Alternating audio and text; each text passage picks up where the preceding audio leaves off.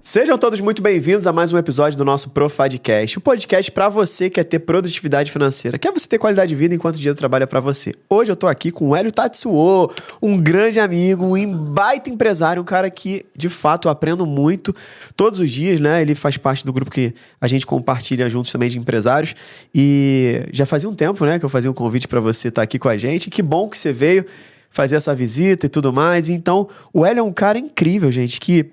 De fato, ele veio de limpador de peixe, enriqueceu, quebrou, reconstruiu, cresceu de novo e hoje ensina empresários a assumirem o comando da própria vida e dos próprios negócios. Hélio, seja muito bem-vindo ao Profadcast. Aqui, sinta-se em casa, viu? Obrigado, Diego. É um prazer poder estar aqui junto com você. Você que me inspira, me ensina também, né? Você é uma inspiração para mim e principalmente agora que eu estou dando mentoria empresarial, né? Para pequenos e médios empresários, você me ajudou demais estruturando as minhas mentorias. Né? Bom demais, Obrigado. Bom demais. É uma troca, né? Então, aquilo que você tem muito, você contribui muito comigo e o que eu posso contribuir contigo também é um grande privilégio. Eu falo que pessoas muito boas precisam inspirar e levar essa mensagem para mais pessoas. E que bom que você está seguindo essa linha, esse caminho educacional que tem muito empresário que precisa de você. Né? Legal. E é bom que você saiba que você me ajudou muito e eu tenho uma gratidão. Legal. Tá bom? Eu quero sempre poder retribuir você da mesma forma que você me ajudou. Que massa, que massa. Obrigado. Eu não sabia, né, que tinha ajudado tanto assim, mas que bom. Privilégio ouvir isso de você também. Hélio, primeiro a gente vai falar aqui como que a gente leva uma empresa para o próximo patamar de lucro, né? Então tem vários pontos, você trabalha aí três linhas de ação e tudo mais, mas eu queria entender primeiro, fiquei curioso, cara, como que você saiu de um cara limpador de peixe para enriquecer, quebrar, e agora ser esse cara de sucesso aí? Conta um pouquinho das estruturas de empresa que você tem, para a galera te conhecer, entender o background com quem a gente está falando aqui hoje.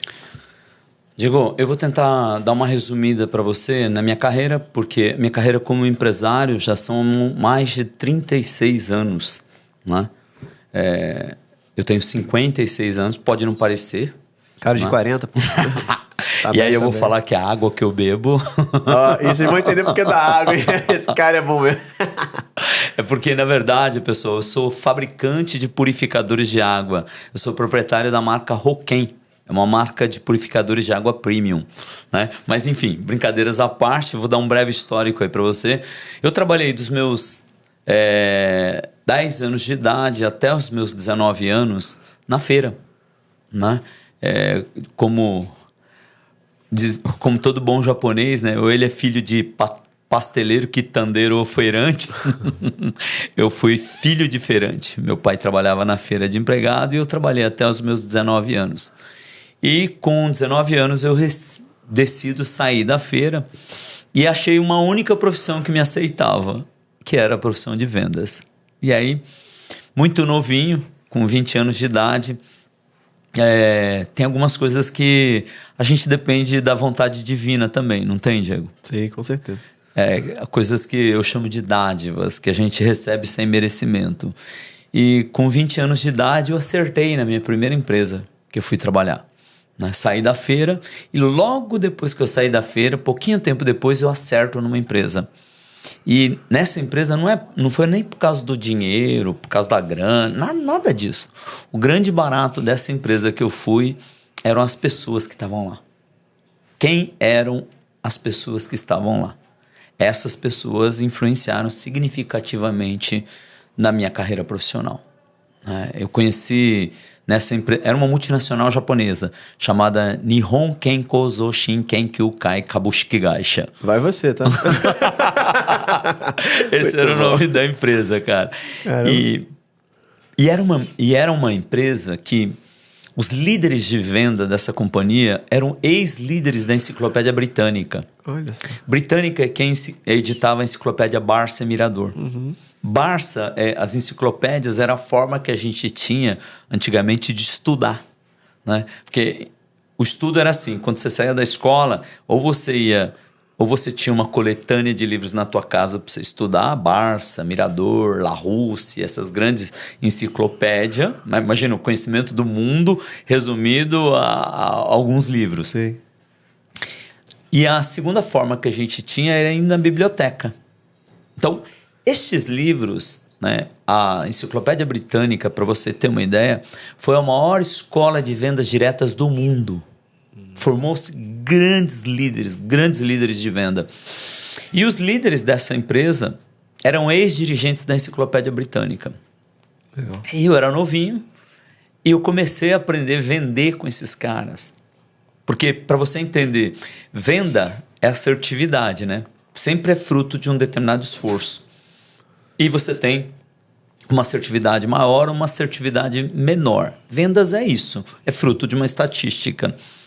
Só que venda de enciclopédia, amigo, se você não entender com profundidade os processos de venda, não tem venda na cagada. Sabe aquela venda de demonstra que acaba achando um que compra? Não é assim. Então, a venda de livro porta a porta, por exemplo, se você não souber prospectar, né, desenvolver as suas oportunidades de venda, hoje, por exemplo, as empresas têm a maior parte dos vendedores são farmer, né? Uhum. Você tem que dar lead para ele, tem que dar oportunidade para ele. Aqueles vendedores, eu sou um vendedor que eu não sou farmer, eu sou hunter. Né? Ou seja, eu tenho que cavar a minha própria oportunidade, desenvolver a minha própria oportunidade. Eu trabalhei com esses caras, fiquei 2 anos nessa empresa, depois eu saí e fui trabalhar numa corretora de planos de saúde. Ali, cara, comecei a perceber que quem ganhava dinheiro não era o vendedor. Era o gerente, era o supervisor, era o gerente, era o diretor. E eu fui subindo na escadinha. Tá? Até que, em 1994, um ex-dirigente da Enciclopédia Britânica torna-se o meu primeiro investidor anjo. Né? Ele é um cara que... Ele apostou na época, em 1994, ele me fez um convite para eu abrir uma corretora de planos de saúde para ele. Né? E apostou $20 mil em mim. Esse foi o primeiro investidor que eu tive na minha vida. Esse cara me deu uma oportunidade, chamava-se, já faleceu, chamava-se Hisashi Kadomoto, um japonês também. E aí eu fui trabalhar com ele. Saí da primeira corretora que eu estava como vendedor e fui para trabalhar na corretora dele, agora já como um franqueado, operando em carreira solo. Aí depois fiquei 2 anos com ele e aí, cara, eu descobri minha potencialidade nas vendas, né? Era um cara que vendia muito fácil, eu vendo muito fácil, né? E comecei a dirigir equipes de venda. Lá com ele, eu tinha mais ou menos uns 500 vendedores porta a porta de plano de saúde. Aí depois saí de lá, comprei uma fábrica de purificadores de água, me estrepei, nossa, perdi. Depois eu montei a Roquem, que é a minha empresa atual, fazem 28 anos que eu tô nela, com essa empresa. Na Roquem, por exemplo, nós temos, só para você entender, eu já vendi de purificador de água, eu acho que eu sou o cara vivo que mais vendeu purificador de água no Brasil, vivo. Porque tem 2 caras que vendeu mais do que eu, que era o Moacir, que era dono da Ufer, e o seu Dassi, que era do Filtro Europa, né? Purificadores Europa. Eles venderam mais filtro que eu, mas vivo hoje eu sou o cara que mais vendeu purificador de água. E aí 28 anos, eu venho nessa labuta de trabalhar com um único negócio que é Roquem, né? Hoje meus negócios estão um pouco mais diversificados. Eu tenho a Roquem, que é a indústria de purificador. Eu tenho a plataforma Aquateria, que é uma rede de revendas multimarca de purificadores de água também. Eu tenho a AutoScala, que é uma empresa de performance em vendas para profissionais da área da saúde. A gente entra no consultório do médico para fazer o médico vender mais.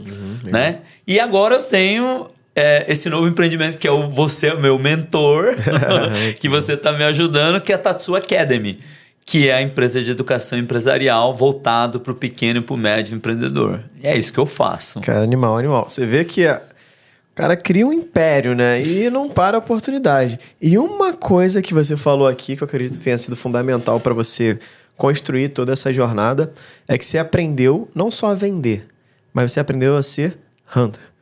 qual que é o grande insight, né? Pra galera entender, primeiro, o que é o farmer, o que é o hunter. Explica pra galera entender, quem não sabe. E quais são as principais habilidades que você acredita que te fizeram crescer sendo esse hunter aí, ou seja, esse caçador? Bom, eu não me tornei hunter, só vamos contextualizar e explicar o que é o perfil. Hunter e farmer é o perfil do vendedor, né? O farmer significa fazendeiro, hunter, caçador. É apenas uma simbologia dos dois perfis, né? O farmer, ele é um cara que depende de você dar oportunidade para ele. É um cara dependente de lead. O hunter, ele não tem dependência de lead. A empresa não precisa dar uma oportunidade, uma indicação para ele poder trabalhar. Ele sabe desenvolver as próprias indicações. O hunter, o farmer, normalmente tem uma parte da remuneração dele que é fixo, porque ele tem que ter um pouquinho mais de segurança. O hunter não. O hunter, a remuneração dele é no variável puro. Se vendeu, ganhou. Se não vendeu, não ganhou nada. Entendeu? E aí você, por conta dessas diferenças, você faz um perfil de vendedor muito diferente um do outro, né? Eu até costumo dizer que farmer é comedor de alface. Hunter é sanguinário, quer carne, corre sangue pelo canto da boca. Por quê? Porque o hunter, ele não quer ter limite. Não quer ter uma tampa na cabeça dele. E o meu perfil é muito parecido, muito voltado para o hunter, porque minha carreira toda sempre foi only commission. Vendeu, ganha. Não vendeu, não ganha. E hoje, principalmente com o advento da internet, né, os vendedores têm uma tendência de virar mais farmer, porque não existe forma de prospecção mais fácil do que a internet. Né? Você rodar tráfego em Google Ads, rodar tráfego por Meta, coisa mais fácil do mundo. Antigamente, quando eu comecei a vender purificador de água lá atrás, há 28 anos, amigo, você tinha que chegar, abordar a pessoa, desenvolver, criar nele o interesse, o desejo, partir para o fechamento. Você tinha que vender um filtro d'água para quem não estava esperando nada. Né? Então, você tinha que completar, você tinha que fazer os processos de venda do começo ao fim. Hoje não. Hoje, para vender um purificador de água, a gente roda tráfego no Google Ads, roda tráfego no Meta, o cara clica na tua propagandinha, cai o lead ali para você, né? Ou seja, é uma venda totalmente passiva, né? Você sofre uma oportunidade de venda, né? É muito mais fácil de você vender hoje do que antigamente. Eu acho que basicamente essas são as diferenças, né? E aí, óbvio que vai moldando também o teu perfil como empresário. Tem coisa boa e tem coisa ruim. Quais são, assim? O que você vê, assim, se fosse listar as piores coisas na tua visão, por ser esse caçador, esse cara, né? E as coisas boas. Além do resultado, claro, né? Tem uma coisa, Diego, que o americano fala que é easy come, easy go. Fácil vem, fácil vai. Não que os hunters ganham dinheiro mais fácil, mas em teoria ele é um cara fazedor. Ele é um cara que traz muita venda. É um cara que tem um nível de dominância muito alto. Pois esse cara também perde muito fácil. Né? Então, esse espírito, por exemplo, do empreendedor, né, foi um espírito que eu incorporei quando eu virei empresário. Então, meu jogo sempre foi all-in. Ou ganha tudo ou perde tudo. Né? Então, o lado ruim do lado empreendedor é que você faz tudo baseado na raça, na coragem, na vontade. Né? Até os teus processos de decisão é assim. Por exemplo, hoje eu dou mentoria para o pequeno e para o médio empresário. Tá? Pequeno e médio empresário, o que é na sua maioria? Não é um cara que ele teve um insight, criou uma tese de investimento e botou o negócio dele para rodar. Não, pequeno e médio empreendedor, ele teve um sonho de criar um negócio para ele mudar de vida. É assim que ele criou. Né? Não é porque muitas vezes ele entendia o caminho para ser um empresário. Tanto é que quando a gente vai falar sobre alguns aspectos do negócio, você começa a perceber que esse pequeno e médio empresário, ele tem muito mais perfil de empreendedor do que gestor. Que é esse perfil hunter, né? Uhum. E esse perfil hunter é bom, mas é mau. Eu falo com experiência própria. E vou te falar uma coisa. Hoje, eu ainda continuo tendo no meu... vamos falar assim, na minha essência eu sou hunter. Mas por atitude, eu acabei virando um gestor. Por quê? Porque na medida em que os anos foi passando, os erros e as decisões que eu fui tomando, foi tomando um peso muito maior. E infelizmente, eu descobri isso com 45 anos, 44 anos. Há 10, 12 anos atrás eu descobri isso, essa diferença. Eu já ensino muitos empresários a terem esse perfil. Porque, só para fazer um paralelo para entender qual é a diferença entre esse empresário e empreendedor. Empresário e empreendedor é o cara que ele não consegue fazer em 8 horas o trabalho dele, ele usa 12 horas do dia dele, ele usa 16 horas do dia dele. Não consegue fazer em 5 dias na semana, ele trabalha 7. Trabalha sábado e domingo. Né? Ele mistura pessoa física com pessoa jurídica, faz uma verdadeira bagunça. Ele sacrifica a vida da família, sacrifica o tempo dele com os filhos. Ou seja, eu já vi empresários que perderam a vida em prol do seu negócio. Por quê? Porque muitos pequenos e médios empresários apostam tudo que tem dentro de um negócio. E da mesma forma que ele começou o negócio fazendo na raça, ele toma as decisões na raça. Ele toma a decisão baseada na fé. Ele não toma decisão baseada em ciência. Ele não toma decisão baseada num determinado fundamento. Né? Tanto é que você pega os pequenos e médios empresários, cara, difícil você achar um pequeno e médio empresário com o mínimo de finanças corporativas. Mínimo, eu estou falando, Diego. Mínimo que eu estou dizendo é 3 ferramentas: DRE, fluxo de caixa e balanço patrimonial. Tem hora que você fala sobre esses 3 itens e o cara não sabe nem o que você está falando. É verdade. Né? Então, é isso. Isso é verdade, porque a gente tem feito muito trabalho dentro de empresários na área financeira. E, cara, os caras não têm DRE. Eles não têm... e às vezes tem... tá lá na contabilidade, tá, não sei... Tá, mas tu não olha para isso, né? Você não acompanha. Como é que você toma a decisão? Faz muito sentido o que você falou. E aí, vamos... Eu quero aproveitar você aqui o máximo para trazer uma mentoria para nossa galera. Então, assim, o que você pode falar, né? Assim, 3 principais coisas para o empresário, nesse perfil que você tem ali, para ajudar a galera a rampar e ir, de fato, para esse próximo marco aí de lucro que ele tem. Quais são os 3 principais pontos, assim? Para mim... Pequenos e médios empresários, eles são... As empresas pequenas e médias é espelho do dono. O que é espelho do dono? Ela é fruto da forma como o dono pensa, como o dono enxerga, como o dono age. Então, isso vem através de 3 aspectos que ele adota dentro da empresa dele. Primeiro aspecto é como ele lida com finanças corporativas, como ele pensa e decide em cima de finanças corporativas. Segundo é como ele pensa em vendas do ponto de vista do empresário e não do vendedor. E como ele pensa em gente. Quer dizer, chegam num ponto do tamanho da minha empresa que não dá mais para ser um comandante, tem que ser um líder. Né? Comando é controle, liderança é diferente. É influência, é fazer resultado através dos outros. Então, esses 3 aspectos, se o empresário, esse empreendedor, se ele for um pouco mais gestor, juntando finanças corporativas, vendas estruturadas e liderança, cara, é um novo empresário.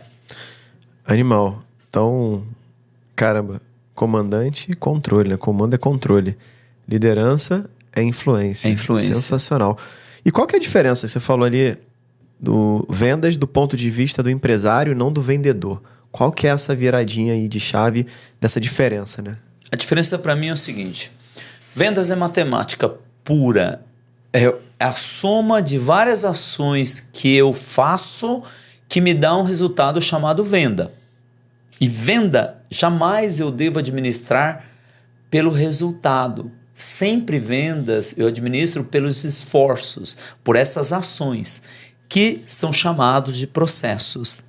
E sempre, em cima de venda, não existe vendedor imbatível. Eu demonstro para 10 e vendo para 10. Não existe isso. Você demonstra para 10, alguns você vai fechar e outros você não vai fechar. Qualquer tipo de produto, ideia e serviço. Então essa etapa da venda eu chamo de o qualitativo da venda. Né?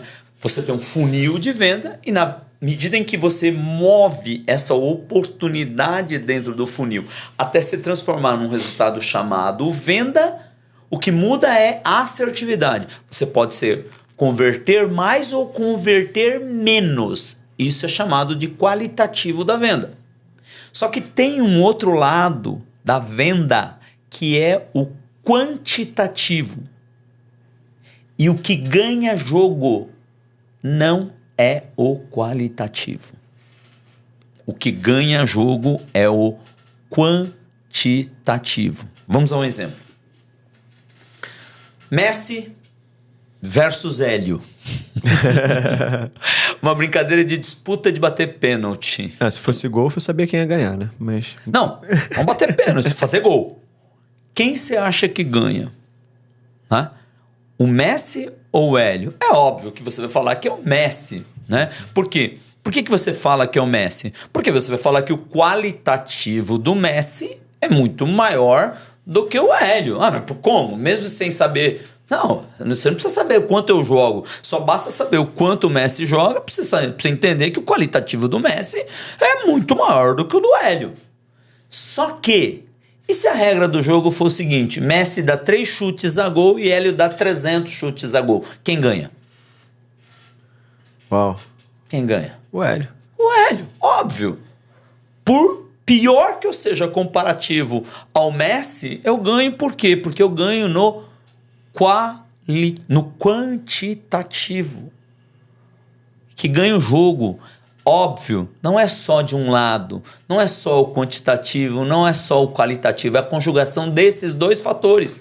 Agora, para o vendedor, para o empresário enxergar isso, se ele enxergar isso, ele consegue montar uma máquina de vendas. Então ele vai dar a devida importância à parte de prospecção, que é o qualitativo. Prospecção, quantos canais de prospecção você tem? Prospecto pelo Google, prospecto pela Meta, beleza, prospecto pela internet. Tá, o que mais? Qual outro jeito de você prospectar pela internet? Fora rodar tráfego. Social selling. O cara que entrou lá no teu perfil, deu uma curtida, né? Produtividade financeira, deu uma curtida, você vai lá, um SDR, vai lá, faz um relacionamento, qualifica aquele lead, traz aquela oportunidade. Segunda forma de prospectar. O que mais? Como que eu posso prospectar? Indicação direta, não é? Eu posso pedir uma indicação. E o quão eficiente você é em pedir indicação? Tem gente que vai pedir, Diego, você pode indicar alguém para mim? Você vai receber, você pergunta igual todo mundo pergunta, vai ter uma resposta igual todo mundo responde. Diego, eu vou ver, eu penso aí, depois eu te falo, tá bom? E aí você vai responder igual todo vendedor responde. Tá bom. Pensa aí, depois você me fala. Então, se você é um empresário que você entende que a prospecção é importante, você vai desenvolver métodos de prospecção, não só mas 10, 20 métodos de prospecção. Se você sabe que o quantitativo da venda, nos processos de vendas é importante, você vai prestar atenção, você vai estabelecer indicadores, você vai estabelecer métricas de acompanhamento em cima de prospecção. Porque normalmente a gente coloca métricas na conversão de etapa por etapa do funil, né? Mas eu preciso ter métricas não só da prospecção vindo pela internet, porque você é mole pro gato, fácil, mas como outras formas de prospecção. Né? Então, eu enxergo vendas, para mim vendas é matemática. Aí, com base nisso, nos quantitativos, no qualitativo, Eu olho as métricas passadas, consigo estabelecer métricas futuras e consigo projetar a venda. Uau, que baita mentoria sobre como construir uma máquina de venda. Então, animal, parabéns. Tem pessoas que vão falar 2 horas sobre vendas e não vão ensinar da maneira que o Hélio acabou de explicar. Parabéns, de verdade. Sensacional. E esse aqui é só o iniciozinho do que ele ensina, tá? Então esse foi um ponto, né? Vendas. E sobre finanças corporativas, qual que é o ajuste principal na sua visão pro empresário? É muito simples. A gente tem 3 ferramentas. Só 3 ferramentas. Para mim é simples. Primeiro, tem uma matriz econômica na tua cabeça, ou uma matriz financeira, que é o fluxo de caixa, uma matriz econômica, que é o DRE, uma matriz financeira, que é o fluxo de caixa, e o terceiro é o balanço patrimonial. Só esses 3. E empresa que fatura abaixo de 100 milhões, o empresário tem que ter isso na cabeça. Olha o que eu estou falando, hein? Tem que ter isso na cabeça. Se você não tem esses econômicos na cabeça, significa que você não dá atenção para isso. Uau, pega essa aí, hein? Pega essa. E ainda veio para mim também aqui, tá? Eu tô te perguntando assim, você pergunta pro empresário. Perguntas bem simples. Qual é a sua margem de contribuição? Ah, você fatura 1 milhão. Beleza. Qual é a sua margem de contribuição? Ah, não, isso aí tá lá na contabilidade. Ih, cara. Não, isso aí é com a minha esposa, aquela que é o financeiro. Ferrou porque já vejo que é um cara... Eu vou fazer só um parênteses aqui, tá? Porque até outro dia eu gravei um vídeo eu andando, eu sentadinho lá e falando sobre quando eu descobri que eu era um analfabeto funcional. Eu tinha 20 anos de idade. Eu vi o professor falando assim, ó, de cada 10 brasileiros, 6 são analfabetos funcionais. O que é um analfabeto funcional?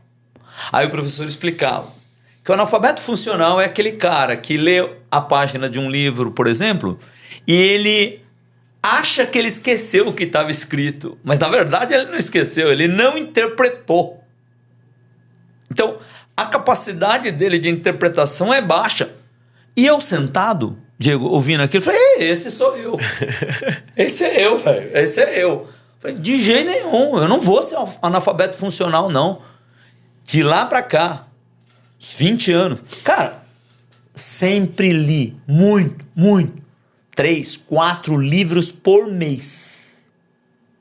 Então, todo o meu processo de educação empresarial, não é como hoje que tem YouTube, tem a internet, que você tem conteúdo a dar com pau.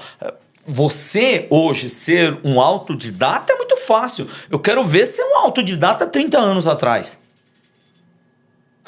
Aí era treinamento sentado em sala de aula e livro, amigo. Livro. E aí eu descobri isso. E há 12 anos atrás eu descobri outra coisa, que eu sou outro analfabeto. Você ouviu falar em analfabeto empresarial? Não. Eu descobri que eu era um analfabeto empresarial. Pô, eu tinha uma controladoria que batia...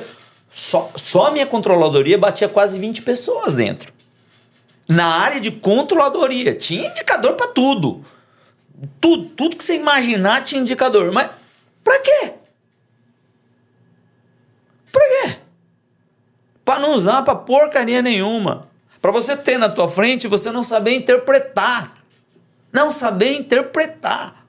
Cara, quantos e quantos empresários que têm uma contabilidade gerencial e não sabem interpretar? Aí eu vou pra margem de contribuição. Vamos voltar ao nosso tema da margem de contribuição. Por que eu pergunto da margem de contribuição? Tá, você sabe quanto você fatura. Beleza, entendi. Agora, eu preciso saber qual é a tua margem de contribuição. Você não sabe? Quando você fala para mim que você não sabe qual é a tua margem de contribuição, significa que você está falando que você não sabe quanto de dinheiro você pode gastar. Porque o que é margem de contribuição? Margem de contribuição é o resultado do quê? Faturamento menos imposto, porque imposto não é seu, é do governo. Eu tenho a receita líquida. Deduzo da receita líquida o quê? Se eu sou indústria, eu deduzo o custo direto, que é o insumo mais a matéria-prima derivado da fabricação. Se eu sou uma empresa que eu vou comprar e vender mercadoria, eu deduzo o CMV. E se eu sou uma empresa que presta serviço, eu deduzo o CSV ou CSP, custo serviço prestado, custo serviço vendido. Deduzir isso, aí sim eu tenho a minha margem de contribuição. A margem de contribuição é o quê? É o dinheiro que eu tenho na mesa para gastar. Eu não posso gastar mais do que isso. Então, a margem, você pergunta a margem de contribuição, ele não sabe. Ou então, se você não sabe, para mim é básico. Se você não sabe, então você não sabe quanto você pode gastar? Como é que você tem? Você tem tua casa, Diego, você faz lá, vamos supor que você tem um prolabore lá de 10 mil reais. Cara, o que acontece se você gastar mais do que 10 mil reais na tua casa? A conta não fecha, né? A conta não fecha, vai faltar dinheiro. Algum lugar vai esburacar no cartão de crédito, você vai ficar devendo para alguém. É assim que funciona a empresa. Uhum. Então, quando você pergunta para ele qual é o seu custo de serviço vendido, não sabe também. Qual é o seu CMV? Não sabe. Dentro das suas despesas gerais, tá? Qual é a sua despesa geral total? Quanto você paga de juros? Porque juros hoje, você sabe que aqui nós temos Selic a 15%, quem faz desconto de duplicata e cartão de crédito, beira 30% ao ano. E ó, para você aguentar 30% ao ano, você tem que ter uma margem de contribuição para lá de boa, amigão. E aí você começa a debruçar em cima dessas coisas, o cara não entende nada. O cara trabalha por trabalhar, Diegão. Tô te falando assim, ó. Amigo, me fala se você ficou mais rico ou ficou mais pobre. Por quê? Porque quando você pega um DRE, o DRE é uma conta de resultado por competência, não por caixa. Sim. Só para vocês entenderem. Tá bom, eu faturei 1 milhão. Eu faturei 1 milhão não significa que bateu 1 milhão no meu caixa. Eu posso ter vendido parcelado em 2 vezes, 3 vezes. Isso vai estar espelhado no meu fluxo de caixa. Certo? Sim. Então, aquele resultado que deu 200 mil de resultado. Faturei 1 milhão e lá embaixo no bottom line, na última linha, deu 200 mil. Tá. Mas aquele 200 mil não reflete no teu caixa. Uhum. Ele reflete no teu fluxo de caixa. E como você confronta se realmente aquele resultado está refletido no teu fluxo de caixa se ele mistura com o fluxo de caixa do mês passado? Ou dos meses anteriores? Aí o empresário faz uma verdadeira lambança, uma bagunça. Aí eu vou ensinar um segredinho, Diego. Balanço turco, já ouviu falar? Não. Você é um cara financeiro, cara. Balanço turco, não. Balanço turco não existe. Balanço patrimonial existe, balanço turco não existe. O que é balanço turco? E eu vou ensinar, e se você for perguntar para qualquer contador, ele vai falar, ele tá errado. Porque balanço patrimonial não se faz assim. Tá bom? Mas eu vou te ensinar da forma errada. Que para mim é o certo. Como? O que é patrimônio? O que é valor? Valor é só se eu tiver alguém do outro lado que compra. Uhum. Minha casa vale 10 milhões, Diego. Tá, Hélio, mas tem alguém que paga? Não tem. O mercado paga 5, então o valor não é 10. O valor é quanto? 5. É 5. Só tem valor se tiver alguém que compra e paga do outro lado. Tá bom? Então, quando eu olho para o balanço de uma empresa, por exemplo, balanço da Roquem, 28 anos. Tá claro? Uhum. Opera em lucro real. Então, você tem ferramentais, tem ativos que você vai depreciando ele. Então, por exemplo, um molde. Vou fazer um molde de um... Molde é uma forma, né? É uma forma de aço que custa uma fortuna. Por exemplo, tem lá, vamos fazer um produto, tem que investir em molde 2 milhões de reais. Então, ele fica ativado no teu balanço patrimonial, certo? Uhum. Isso depois você vai depreciando ao longo do tempo. Mas quando eu ativo lá, tá lá no meu BP, 2 milhões. Quanto aquilo de fato vale? 2 milhões. É igual o carro, né? Você compra no dia seguinte, no mesmo dia você quer vender, já depreciou. Tá depreciado, mas no caso de um ferramental, de um produto específico, quanto que ele vale? Na prática. Na verdade vale mais, que você vai fazer mais, né? Ele não vale nada. Porque não vai vender, não vai Ninguém vai comprar. Acho que... Ninguém vai comprar. Então, no meu balanço patrimonial, eu não considero. No turco. Exatamente. O meu é o balanço turco. Entendi. Eu não considero ele como ativo meu. Por exemplo, uma empresa igual a Roquem, minha empresa, 28 anos. A hora que eu olho a conta de estoque, você acha que eu tenho estoque na minha conta de estoque, no meu balanço patrimonial, você tem produto do Arco da Velha, cara. Quanto que vale aquele produto que não vende faz 6 meses, faz 1 ano? Quanto que vale aquele produto? Vai até te custar na hora de mandar embora. Exatamente. Na verdade, ele não vale nada. Mas dentro do BP, ele tá com o valor dele lá. Então, no balanço turco, desconsidero. Então, o que eu considero no balanço turco? Saldo de caixa. Olha aqui quanto você tem nos conta corrente aqui, ó. Olha aqui. Quanto você tem no teu conta corrente? Saldo de caixa. Tem meia dúzia de banco, pega o saldo do caixa. Bom. O que mais? O que você tem de recebível não descontado? Ah, vendi na duplicata, na indústria, por exemplo. Ou, sei lá, varejo. Vendi no cartão de crédito. Descontou? Descontei, então não considero. Não descontou? Opa, considero. Então, no teu caso aqui, você vendeu mentoria. Tem lá 10 parcelas ainda para receber. Teu backlog de receitas futuras. Tá, isso vai para o meu balanço patrimonial. Quanto você deve para fornecedor? Quanto você tem, perdão, de estoque vivo? O que é estoque vivo? Esse termo também não existe, tá? Estoque vivo é aquele tipo de produto que você vendeu nos últimos 3 meses.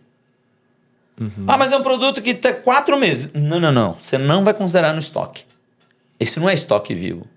Estoque vivo é aquele que vendeu nos últimos... É uma conversa meio chata, né? Porque é técnico. Eu considero só o estoque vivo. Aí eu vou deduzir dessa conta quanto eu devo para o fornecedor. O que eu tenho? O meu saldo do meu balanço patrimonial. Peraí, só para ver se peguei. Você contabiliza o teu estoque vivo porque é o que de fato você vai precisar investir para comprar mais depois, porque é o que está sendo movimentado. O estoque vivo ele tem valor, porque tem gente que compra. E está provado saindo, porque tendo saída. Saiu nos últimos 3 meses. Entendi.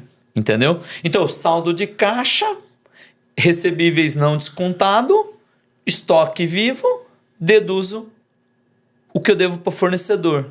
Aí tem o meu balanço patrimonial. Então, exemplo, dia 30 de junho, eu tinha, sei lá, 1 milhão no meu balanço patrimonial, tá? Balanço patrimonial. Aí eu trabalhei julho inteiro e na minha conta de resultado, no meu DRE, deu 100 mil. Hipotético, tá bom?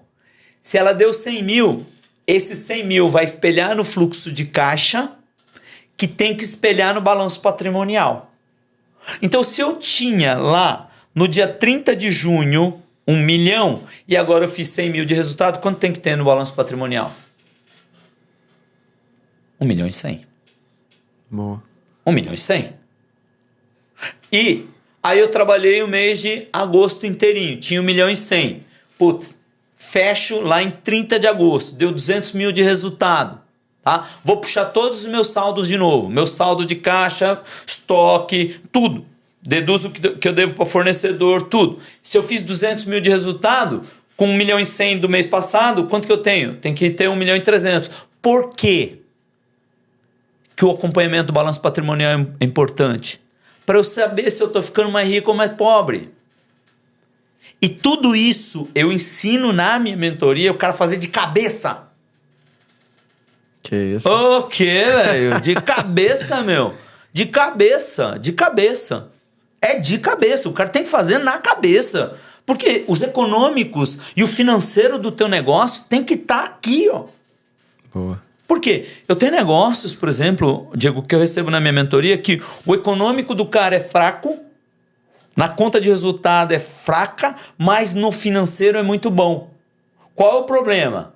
Na hora que eu paro de pedalar a bicicleta, como o financeiro é muito bom, ele tapeia e maqueia o resultado. Na hora que para de pedalar a bicicleta tomba. Ele não para em pé. Na hora que ele vai ver, ele está com uma dívida gigante. Aonde que ele vai desembocar isso aí? Vai desembocar em imposto, vai desembocar em endividamento, entendeu?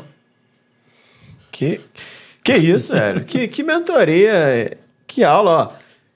Se você não deixou o teu like até agora, fique envergonhado e deixa o teu like agora, tá? Você que tá pelo YouTube, já se inscreve no canal, aperta no sininho para ativar as notificações. Aqui é esse nível, né, que a gente traz gente assim com esse gabarito. E quem tá no Spotify, avalia com 5 estrelas e compartilha com o máximo de pessoas que você conhece que tem esse perfil empresário, pequeno, médio porte, para entender um pouco mais, porque isso aqui, cara, é carência pura, né, no Brasil. Então, que aula, que aula. E aí nós falamos de 2 pontos, né, que foi a parte de vendas, as finanças corporativas e a terceira. Gente. Liderança. Porque, lembra que eu disse? Empresa pequenininha, tá tudo no campo de visão do dono. Então, quando tá no campo de visão do dono, e ainda a empresa pequena, ela tem limitação com seus recursos.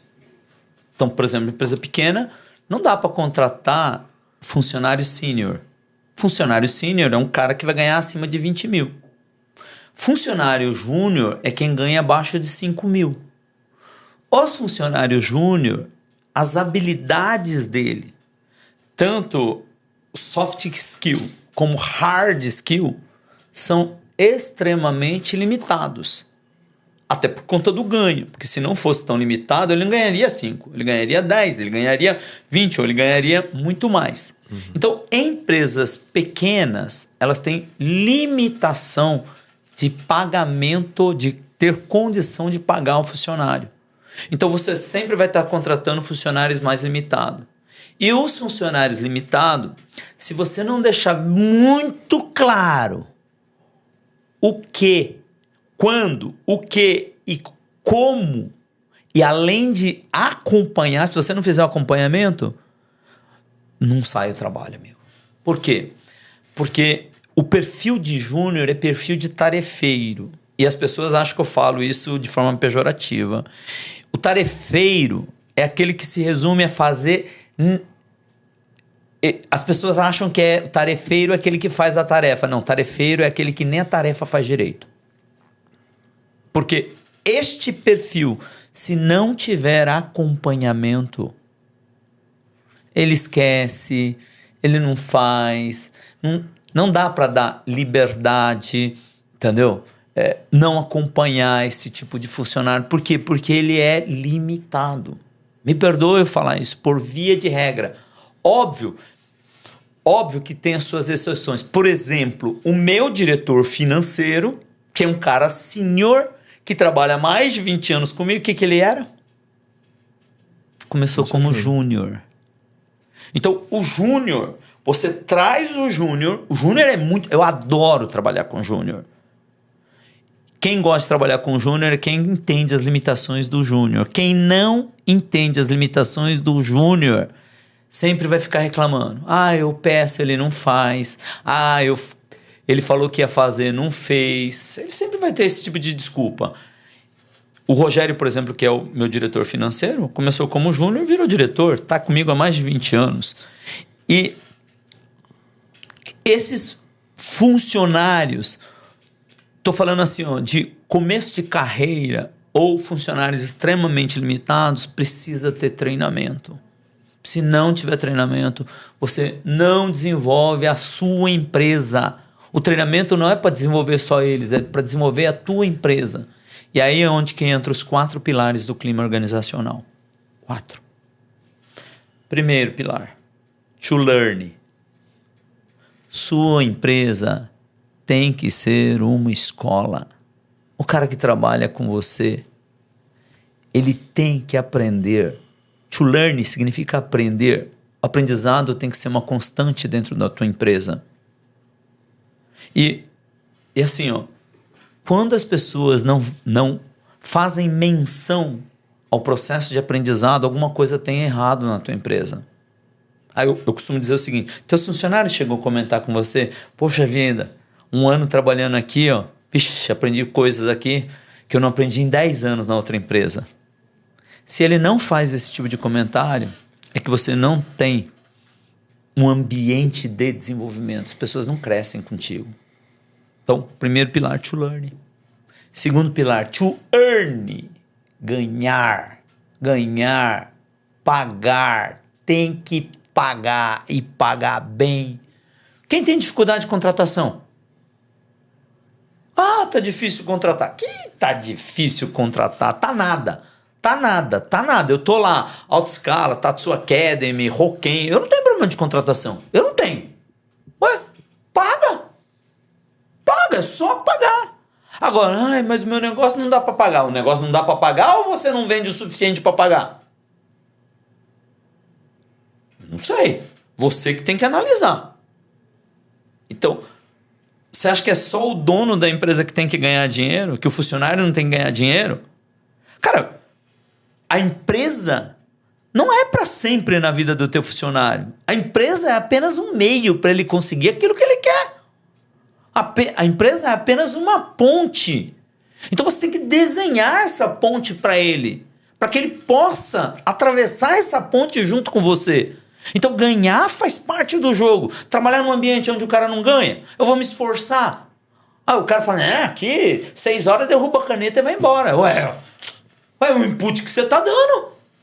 Ou você acha que o problema tá no teu funcionário? O problema tá no funcionário. Tem certeza? Tem certeza mesmo? Que o problema é o funcionário ou é o empresário? Não sei. Eu penso diferente. Eu não tenho problema de contratação. Tem que pagar. Terceiro pilar. E aqui que eu digo o seguinte. O clima organizacional. Pride.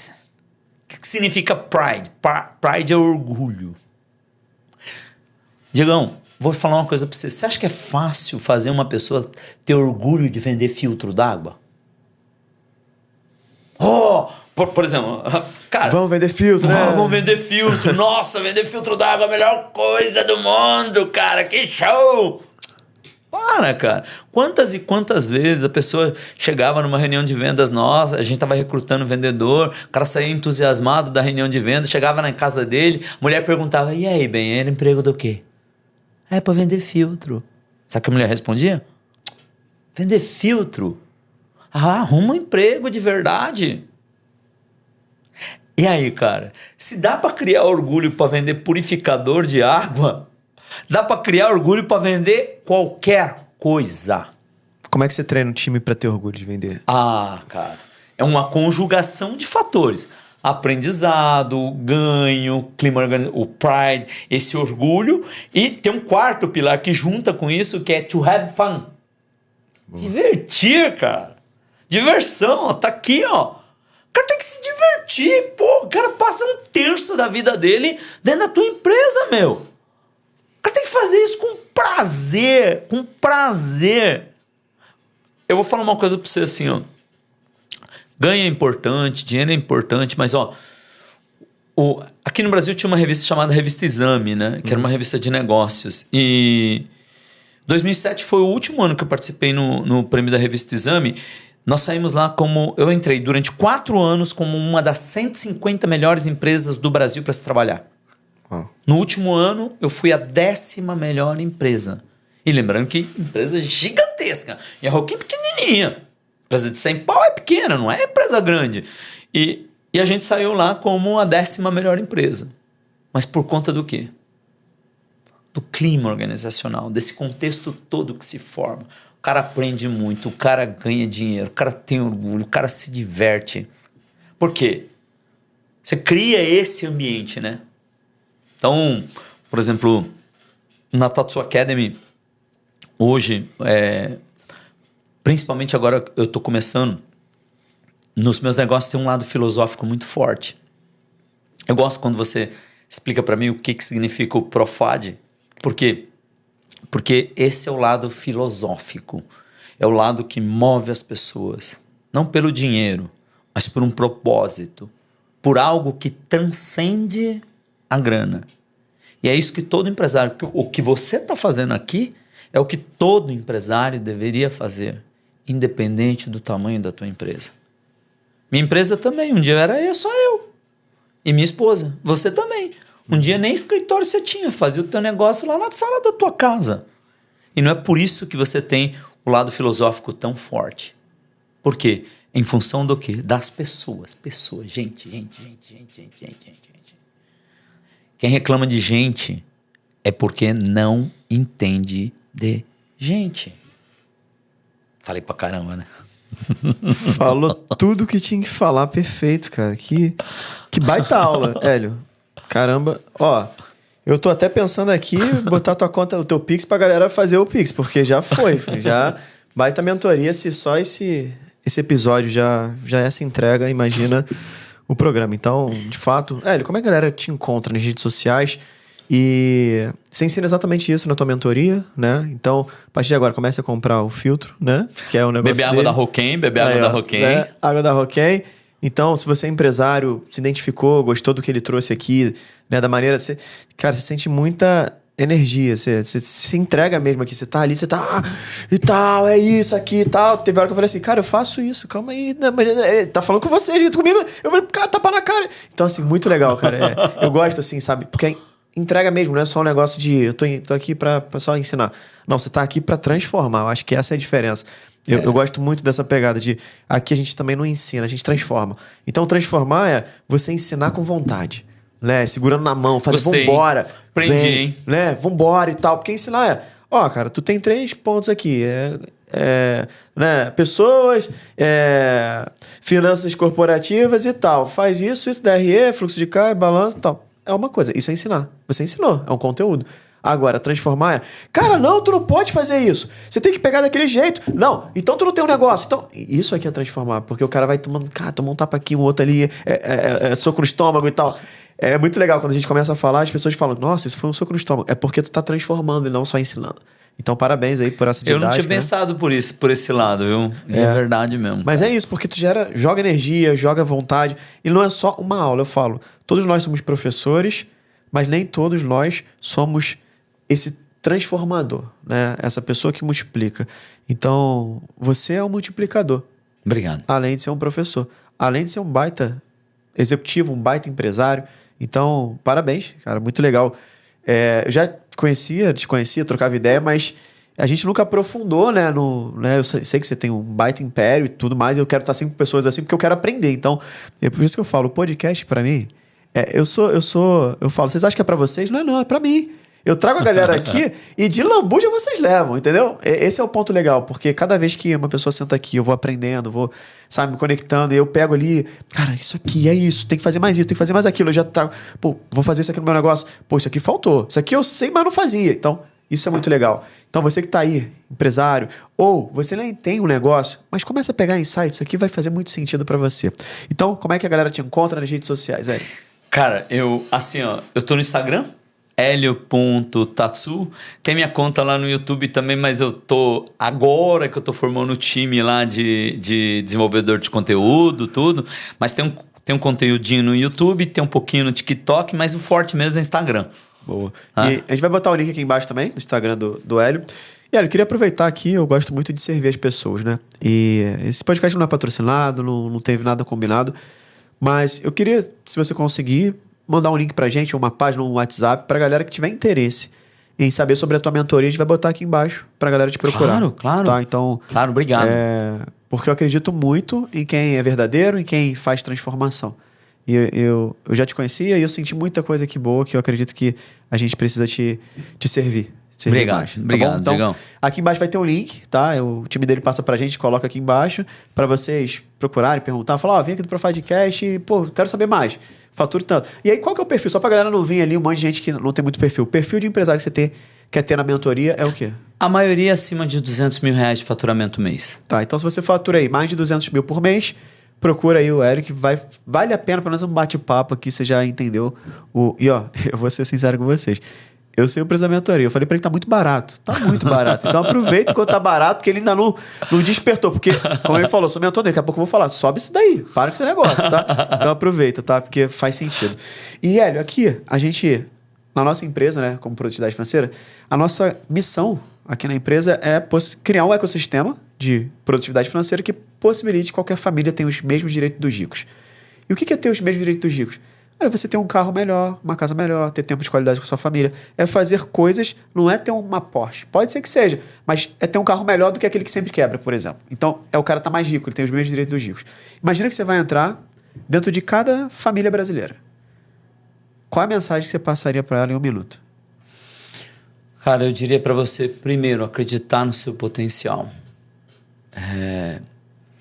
O fato da gente nascer com saúde, ter pai e mãe. Minha mãe faleceu muito cedo, sabe, Diego? Mas eu tive dádivas na minha vida. E aproveitei essas dádivas que Deus me deu. Sem mérito nenhum Ele me deu. E eu aproveitei essas oportunidades e lutei com muita garra para fazer tudo aquilo que eu fiz ao longo da minha vida. Então, eu diria para você assim, tudo é possível naquilo que ele acredita. Uau, não dá para fechar melhor do que isso, hein? Hélio, parabéns, cara. Prazerzaço te receber aqui. As portas estão sempre abertas e... Cara, é tão legal esse teu conteúdo que a gente pode marcar outras vezes para falar de cada tópico. Porque tem muita coisa bacana aqui, então, muito legal. Obrigado pela tua participação, obrigado por ter vindo. Obrigado. Né, aqui visitar a gente e ter aberto a agenda para poder contribuir, porque aqui a gente insiste para a galera vir, porque eu sei que a contribuição pura é para vocês, né? Então, o que vocês precisam fazer, simplesmente, segue o Hélio, manda uma mensagem para ele lá falando o quão importante foi estar aqui ouvindo ou assistindo esse podcast. E se você ainda não se inscreveu no canal, se inscreve no canal, aperta no sininho para ativar as notificações, compartilha com as pessoas que você sabe que esse conteúdo vai fazer sentido para ela. E se você está no Spotify, não importa o que você está fazendo agora, avalia com 5 estrelas. E se você não segue no Spotify, já segue também, tá bom? Hélio, obrigado pela tua participação. Valeu. Um grande abraço e a gente se vê na próxima. Bora evoluir. Valeu. Tchau, tchau.